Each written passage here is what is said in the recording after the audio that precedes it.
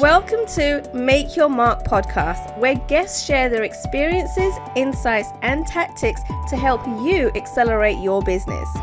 So building, scaling, and monetizing your business is made easier. And I will be your host, Kay Suthar.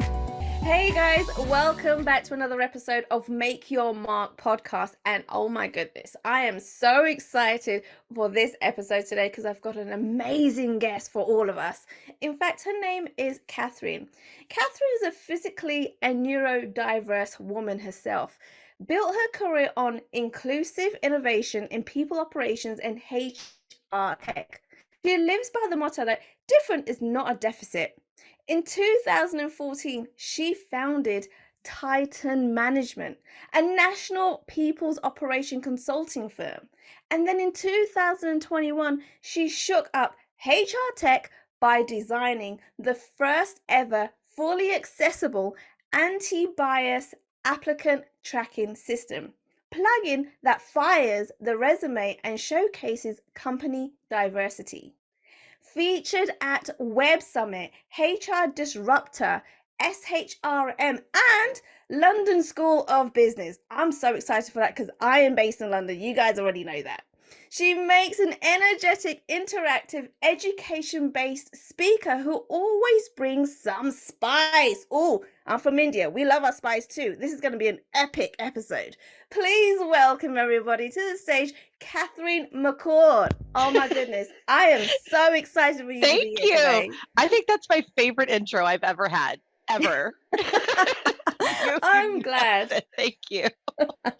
I'm very excited to be here with you. I love, especially my international opportunities to speak to people across the world are my absolute favorite things. I'm very honored to be here. Thank you. No worries. I'm so excited, especially around this topic that we're going to be talking about today, right? Because I feel like all entrepreneurs, business owners trip up, right, in this area. Yeah. And we're going to be talking about HR and hiring and all of that good stuff that we all need to know as business owners. But before we get into the juicy bits, Katherine, I'd love for you to tell people a little bit about your background, how you got to in business where you are today, because we all know it doesn't happen in the click of a finger or overnight. It's a long journey. It is. Mine started in childhood, believe it or not. So first of all, I was raised by fantastic parents who always just indulged my little whims and the ideas that I had, and always just sort of embraced me as a human being from a very early age, which I loved. And I was the little girl who would create companies and sell shares of said company to friends and family. Right. I just kind of started doing that from a very small age. My cousins and I even started what we called the Three Cousins Studio, and we would make little films and things like that and sell shares in it. And I started playing interview very young with my mother because she was in recruiting and HR. Mm-hmm. And we had lots of fun, and I would have her fill out applications and interview and come to conventions that I put on, where I put out all my stuffed animals at little booths and made her visit them. I even fired her once, which, that's a little rude to fire your own mother. Right? Oh my goodness. How did she take that? She took it very well. She was very proud of me because in my mind, in the game I was playing, she earned her firing. So she was very proud of me that I was the kind of assertive HR person and boss who would fire someone who had apparently done these things. Wow.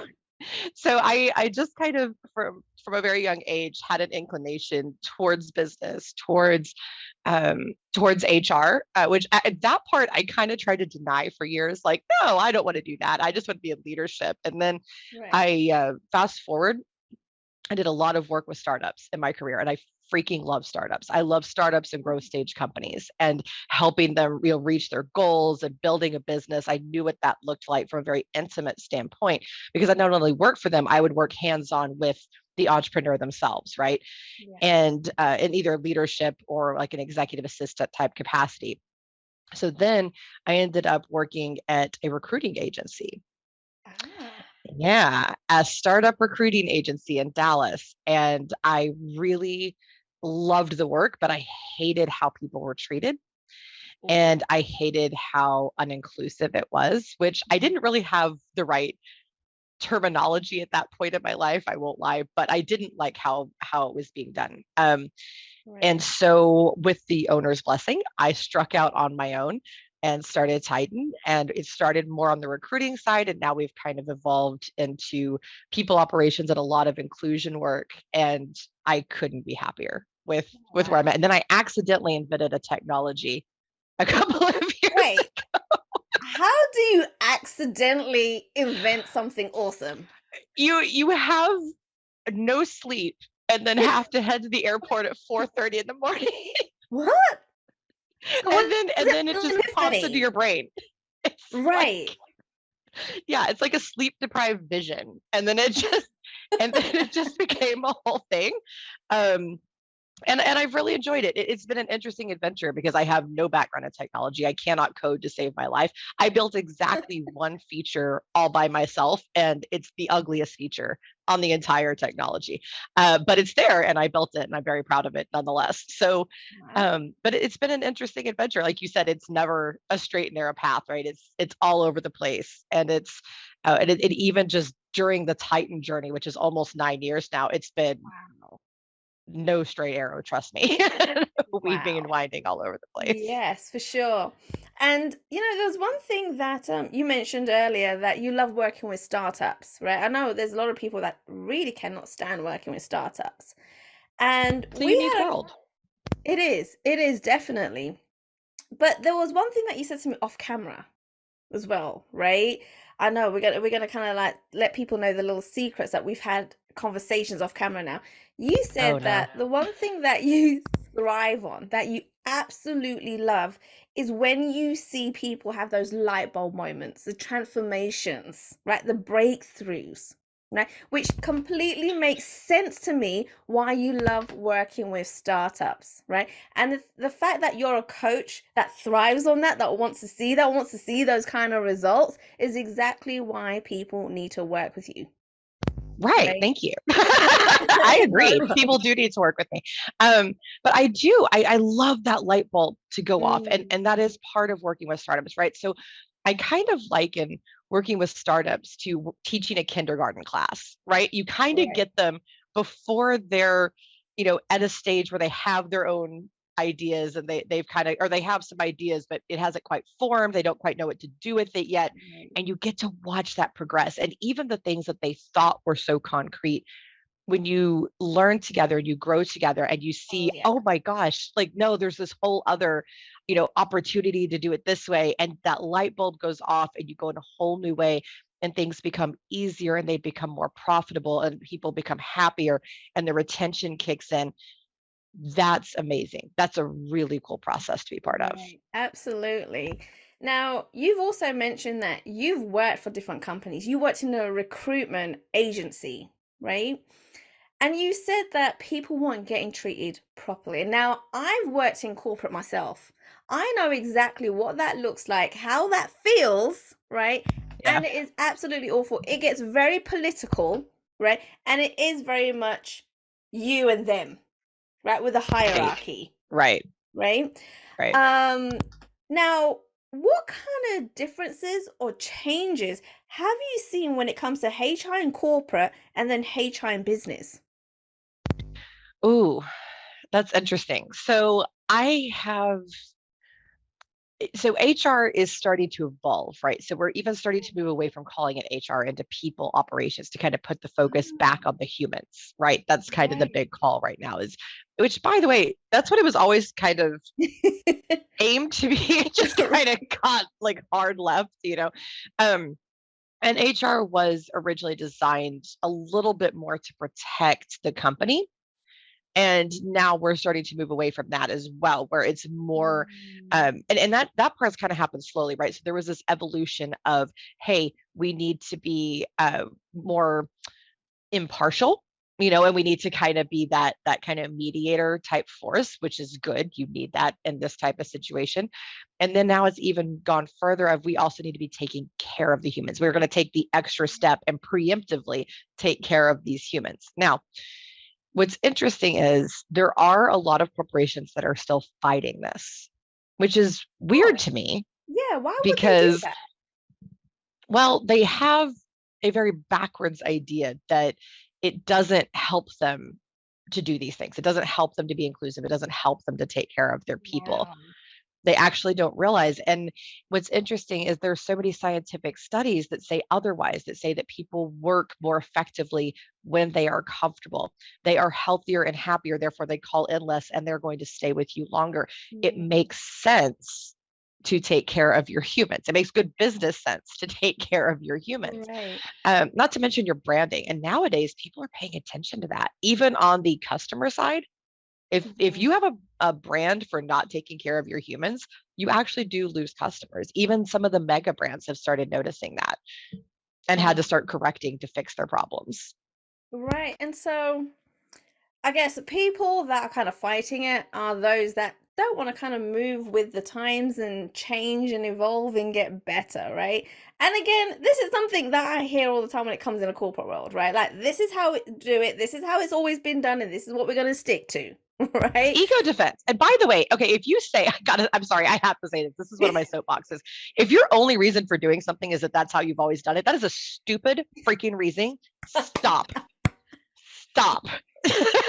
Dumbest reason ever to do something. Absolutely. And that's the ego defense, by the way. What you're describing, it's a natural defense that our brain has developed over the thousands of years. It had a purpose at one point. That's a whole other conversation, but it did have a purpose at one point, but it no longer really serves us. And so what happens is when you get information that says what you're doing is not correct, your brain automatically starts throwing up defenses and saying, no, I'm right because, no, I'm right because, no, I'm right because.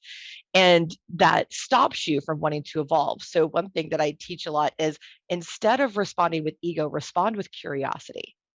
When somebody says to you, hey, I don't like this, or this isn't right, or you're doing this wrong, stop and say, okay, why? Tell me about that. Tell me more about that. And give your brain the information, because then it will start to calm down and slowly start to ease into, okay, so maybe we could adjust here and we could, and maybe it's a compromise. Maybe you're not all wrong, but you still need to hear that information. And whether or not you are actually wrong, if your people are telling you that there's a problem, it may not be exactly what they're saying, but there is a problem. Right. Okay. I like that. Right. See it as being curious and wanting to ask questions, wanting to learn, right? Because again, business owners, entrepreneurs, you don't ever stop learning, right? You always want to ask the question, why? Why are we doing it this way? Why has it changed? What's going on? What's the other perspective that I'm not seeing? Right. And so I love that part.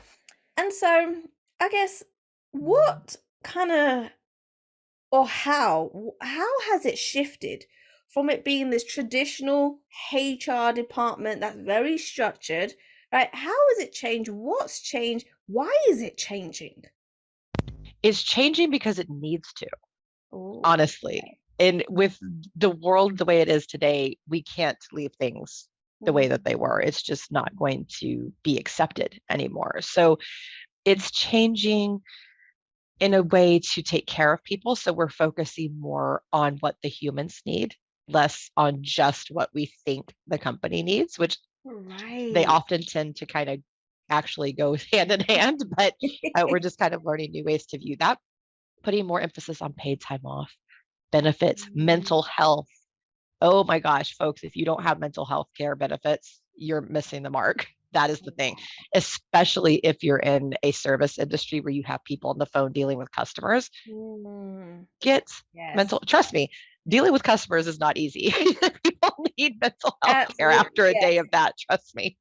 For sure. I But yeah, totally agree with that. it's just a matter of taking care of your people and moving forward into that. And I'm starting to innovate hiring. So for instance, I teach the importance of podcasting and of having a public presence for your employer brand. And because people want to know you, they want to know who the humans are. And so I tell them, like, get out there, have your HR folks, have your leadership out there visible, and then post those things to your social media, to your website, let people see you and get to know you. And that will also, this is one that a lot of people miss, that will get an active candidate stream coming your way. People will actively seek you out to work for you because they know you and they like you and they're comfortable with you. Yes, that know, like, and trust that we all talk about, right? That makes complete sense. Now, Katherine, what are some of the mistakes that you see business owners make when it comes to the HR and processes? Because we've got to admit, business owners, entrepreneurs aren't always great at this point, right? At this point in the business, it kind of doesn't work out the way they plan it to. Yeah, you know, honestly, the main mistakes that I see people make are surrounding that this is how I've always done it, or this is what's easiest for me. Mm, Number one, what seems easiest now is not necessarily easiest ongoing. I've walked in, seen a lot of processes that I've gone in and cleaned up, and they fought me on it. And then the second I was done, they go, "Oh, okay, yeah, this is way better, and this takes me half the time. Thank you." right. It's just so a lot of it again breaking down that ego defense. But some of the most common ones are, oh God, in hiring. I'm going to speak to HR things specifically. No more personality assessments, please. Please stop. Wait, I thought They're that was a good thing. no, no, no, no. So I have a whole this is a whole soapbox of mine as well. So Mhm. number one, they're horribly uninclusive, especially for the neurodiverse population. A lot of people don't realize that. And by the way, the neurodiverse population is almost a third of the population because that covers everything from ADHD, dyspraxia, dyslexia, autism, Right. bipolar, certain forms of epilepsy. So this is almost a third of the population, and those tests are not inclusive of this group. Um, Wow. they can cause a lot of anxiety. They can actually cause people to get stuck because they're so stressed out by it. Sometimes the wording is not friendly. Sometimes the visuals are not friendly. So and not on top of that, there's not really a reason for them. I don't get Mm, it. I've never understood that. If you're good at interviewing, why? Why do you right. need that? And now I'm not talking about um the ones that like tell you how to communicate with somebody. That's Mhm. different. So I've seen those that can be very positive. This is a good way to Okay. communicate with this person. I'm not talking about skill assessments. There are certain jobs. Now don't do that for like a cashier. Come on. That's Uh, stupid. That's just idiotic. I've seen it. It's weird. Don't do that. But for things like IT, right? Having like a coding assessment, fine. But personality assessments can also be exclusive because how a person answers may reflect, the way that they see themselves may not quite fit. Mental health can play into that. People can be afraid to disclose certain things, so they may not be able to be honest with you. So you're basically encouraging them to lie. So ah, I just tell people don't do it. It just causes stress and problems, and you're going to pass candidates. Another one is when you hire people, mhm. uh, it's counterproductive to make an ideal candidate profile. And that one shocks a lot of people. Yeah. So what I tell people is when you do that, you're actually putting biases in your brain. So its biases Mm, aren't just prejudices against other humans, right? It just means that this is what my brain thinks is good or bad. And so when you do that, you've taught your brain that only this is the right answer, whether you right. mean to or not. A lot of people don't mean it that way, but that's what they've told their brain is that this is the only right answer. So instead, just say, I need somebody who solves this problem. Right. The Okay. end. And Wow. it works. And it really innovates hiring. And then the other thing is just make accommodation standard, especially in the interview process. Mm, Be flexible. And listen to your people. Honestly, that's a big thing. If you want to know what your people need, listen to them. It works. absolutely. Okay. That was all good stuff there. And there were a couple Thank of you. things that absolutely did shock me, right? Like the number one Good. thing, like having what your ideal candidate looks like we've known that for years, right? Right. We've seen it ourselves, right? And you're All the saying, no, time. no, that's not the way to do it anymore. But it makes sense what you're saying. Like you've told yourself what the exact answer is, and you're most Right. likely not going to get that exact answer, Right. right? Yes. So when we Hence when we look why, at that, like, and then recruiters wonder why we can't send the perfect candidate and why nobody's yes. interviewing these great candidates that we're sending. Well, that's why. Yeah. Right, exactly. That is the biggest reason, I guess, people can't find the right people because they already designed that right person in their head, which it's like looking for a needle in a haystack. You're probably never going to find it, Probably right? not. Awesome, awesome. Well, guess what, Catherine? We've come to a point where we are now going to do the Make Your Mark challenge, right? Oh, Now, oh boy. now this is fun. This is going to be absolutely fun. So it's a little short quiz that I do with all of my guests just for a little bit of fun, right? Because I know when we have these conversations it can get serious and we're talking about HR and all of this kind of stuff. So I was like, right, let's tone it down. Let's get some excitement back. Let's have a few laughs. And so what the Make Your Mark challenge is all about is, so the podcast itself, we're here talking about ways that business owners have done and can do and make their mark in the world, right? What's unique about them? What kind of things have they done that has worked to make them stand out from the competitors and built their brand, right? Built their business. And so what this quiz we're going to be doing today is I'm going to give you 30 seconds, right? You are going to be on the clock, 30 seconds, Okay. right? The only thing I ask is no cheating, no Googling, right? No Googling, but I'm going to give you 30 seconds to name as many different businesses, companies that have already made their mark in the world. You know, the kind of companies that we've come to love, we use on a daily basis. And so at the end of the season, at the end of 3 months, I do actually tally up to see which guest has named as many different companies and brands. Oh, right, I in the can win 30 this? seconds. Oh, I'm down. Let's do it. And whoever the winner is gets a prize from me. Oh, cool. All right, I'm gonna win. Yeah. I'm very competitive. You have no idea.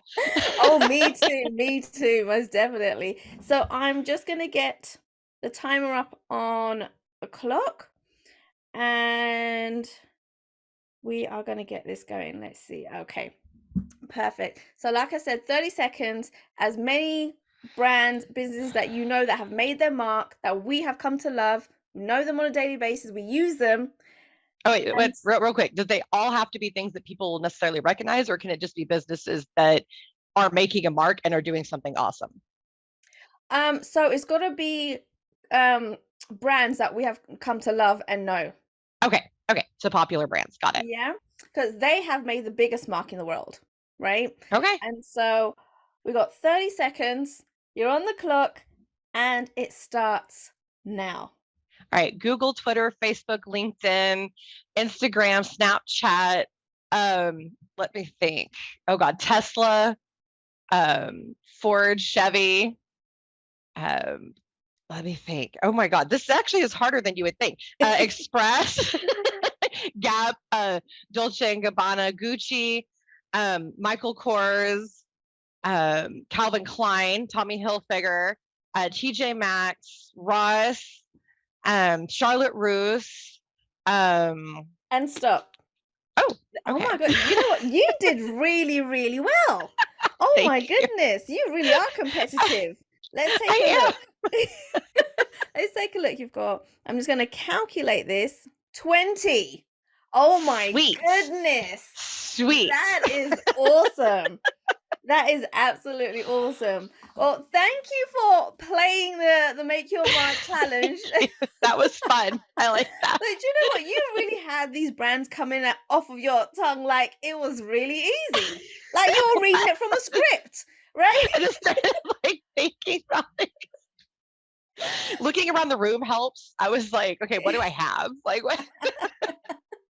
It most certainly does. And do you know what? It's funny because we know so many brands, right? But the minute all of a sudden you put on a timer, it kind of just, everything leaves from your mind. Yeah. Right? But no, that was so awesome. Funny. That was awesome. And so what will happen is at the end of the season, I will send every guest an email to let them know what their scores are and who the winner is. And we'll take it from there. So thank you for playing. But getting back to the episode, we were talking about HR and some of the mistakes that a lot of people are making and the changes that's going on. And so what are some of the things, I guess, business owners and entrepreneurs should be taking on board, right? And what are some of the processes that they should be thinking about when hiring an individual?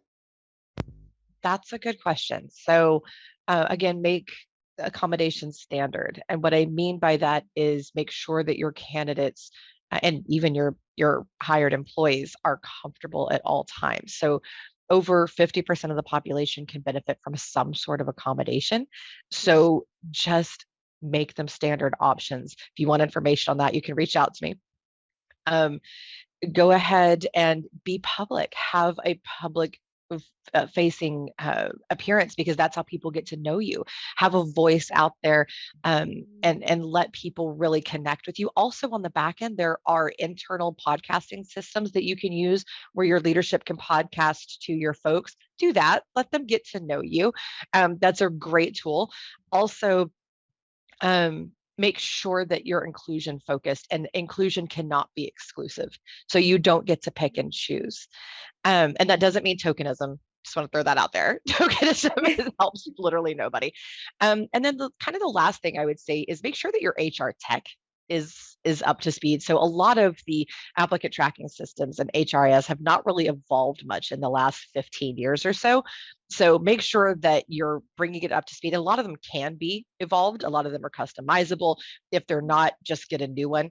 There are some great out there. Obviously, I'm partial to my own Titan ATS, but also Jazz HR is a great applicant tracking system.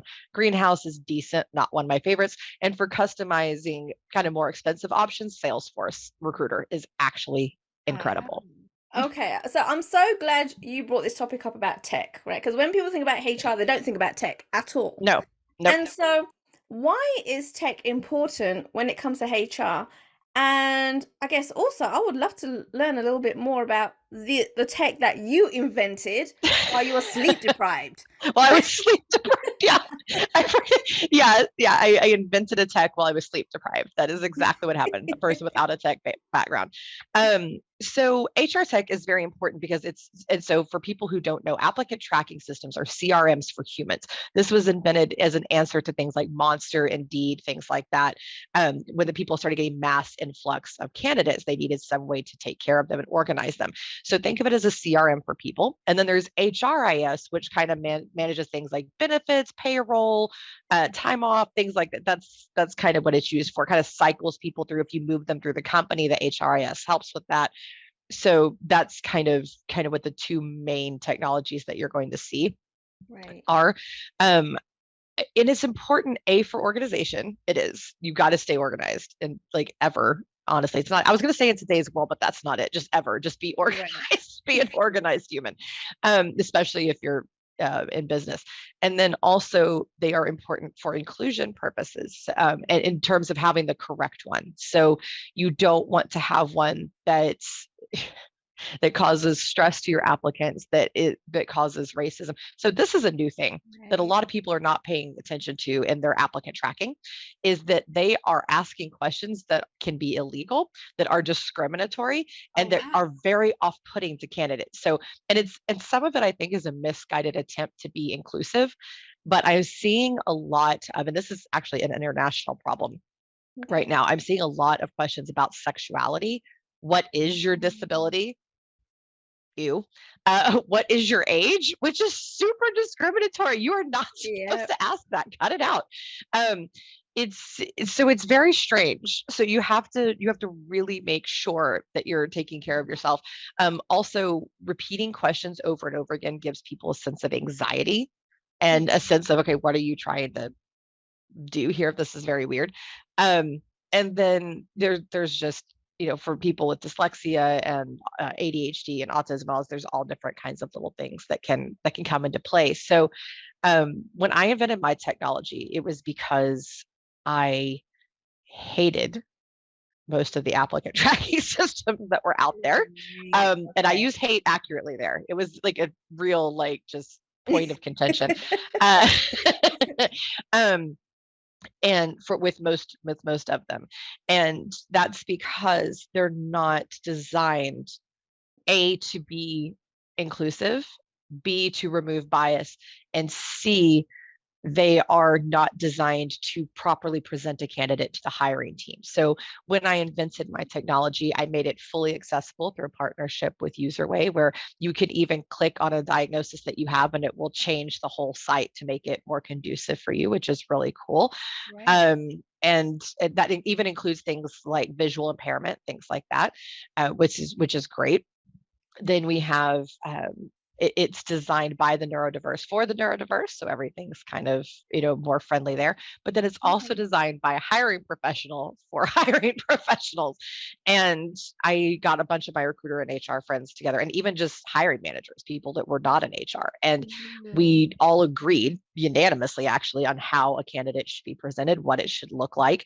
And so that's when it goes off to be presented, that's how it's formatted. It's what relevant projects has the person done, what skills, the skills that are important to us, how do they rank with those, those types of things. No names, no titles, because titles are confusing. Yes, titles, especially in the US right now, titles they don't always match up to what you're actually doing. So no titles, no dates, but we do have an average tenure feature. So you can see how long somebody tends to be with a job, but there's no dates. So that way, if a woman took time off to give birth, if somebody took time off to take care of a relative, or just took time off because why the heck not? No discrimination based on those things. So it's just kind of a different design. I always tell people, I like to say it's designed by humans for humans. Yeah, oh my god, that is so interesting to me, that there's so many things that you have completely taken out because it's unnecessary. Why should you be just don't need it. judged? Right. Whether you're competent in that role or that job or whatever it is, because of your title or your date of birth, or how many years. It just doesn't matter. Yeah. It doesn't. And you know what? Oh my goodness, I've got to tell you, Catherine, I've got to tell you this funny story that happened to me when I went for a job. Right. When I was back in college, right? Part-time job in a supermarket. Right. Should be simple. They were doing this, right. They were doing this huge recruit. It's for a supermarket called Waitrose in London. This huge recruitment thing, right? Big fairs and all of this.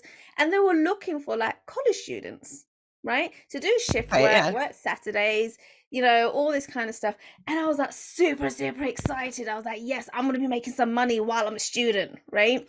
Told all my friends about it. We all went down to apply. We had to do like a group interview, a one-on-one interview. Like it was all of this kind of stuff, right? And I was like, I'm going to smash this out of the park. Like, this is going to be so cool. Love the confidence. So in, right? I'm so in. Until they called me into an office, right? Passed the group assessment, passed the exam, passed the one-on-one. They called me into an office and said, oh, we'd like to have a conversation with you. I was like, okay. And they go, well, you've applied to do like the customer service, right? Behind the customer service desk, or at the till and all of this kind of stuff. Right. I'm like, yeah, that's right. And they were like, well, unfortunately, we can't give you those positions. And I'm like, but why? Like, I passed a group interview, I passed a one-on-one, the exam, like, why not? And they were like, for health and safety reasons, we can't give you a role behind a desk because you are only 4'10". And you have to be 5'1" or 5'2" to work behind their counter, because their counter was a certain height as well. And because of that, I was the only one from my friends that didn't get a job. Yes. Wow. It is. Yes. Right. Sorry. Right when you said that, first of all, that's so cruddy, and at least here in the States, very illegal.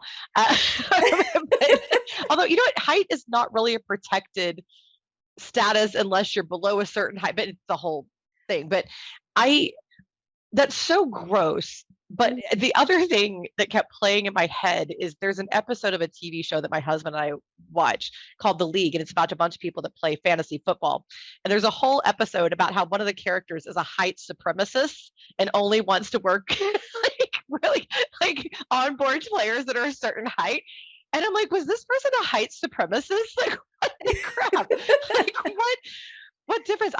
One of my very best friends is about 4'9". Right. And I think she's squeezing in an inch on us, to be honest. She's about 4'9". And she can do freaking anything.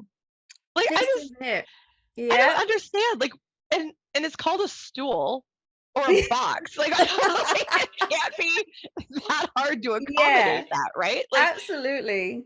But like it was mind-boggling to me that was the only thing that they could say to me to say no, right?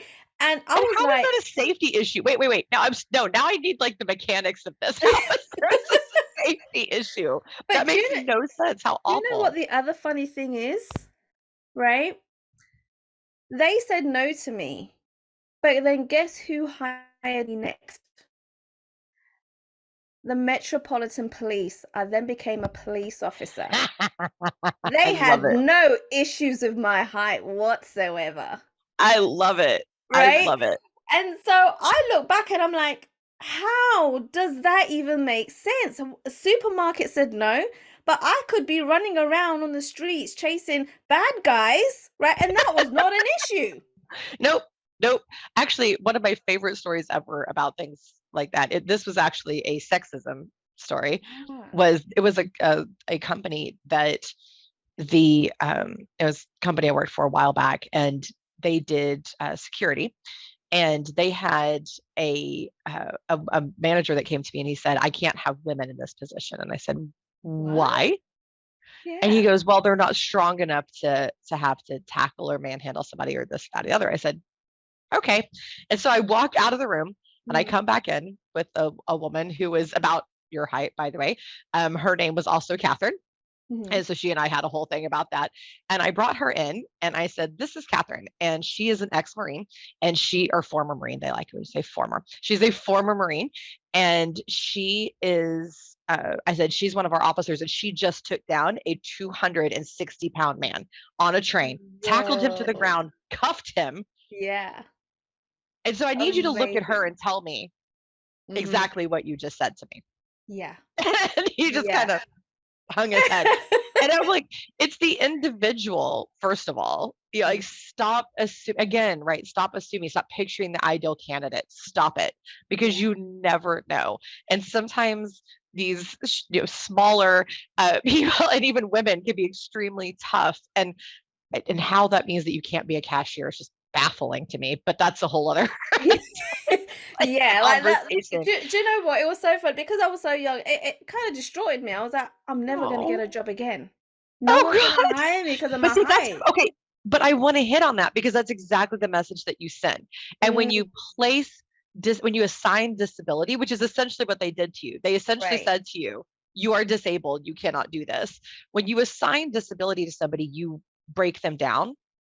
And that's your insecurity, not theirs. Yeah. I tell people that all the time. That is your issue. You don't think that can be done.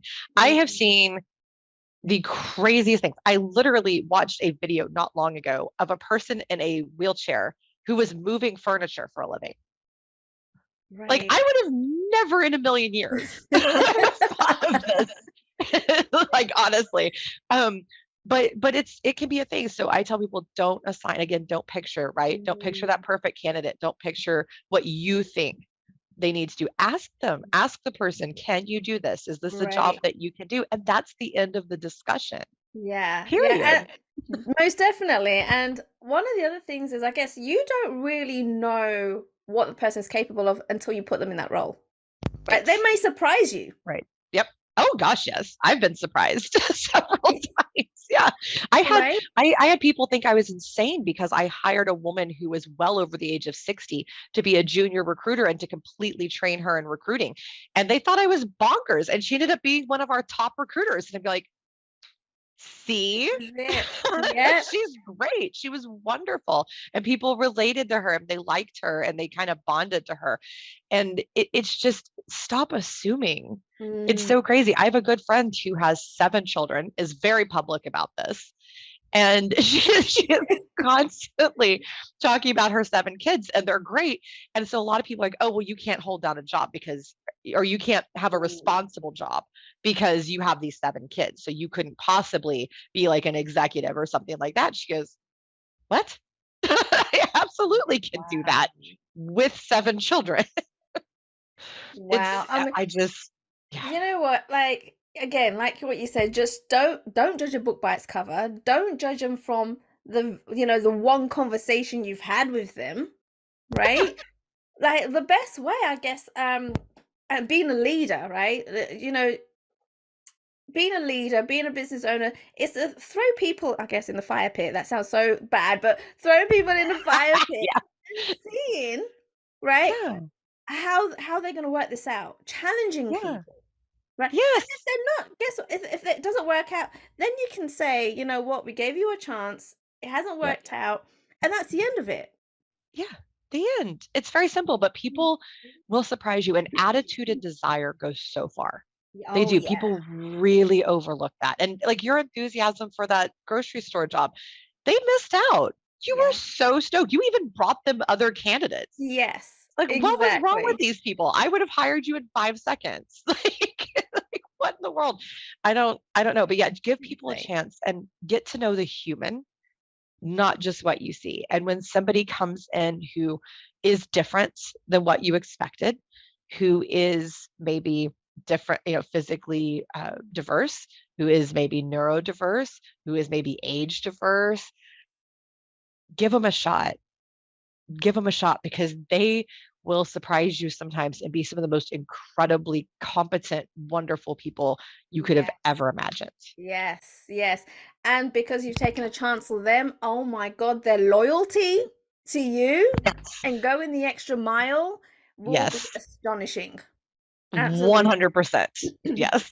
I love that. I love that. Now, Catherine, I know at this point people are thinking, oh my goodness, how do I get hold of Catherine? I need to learn more from her. So where can they go to connect with you?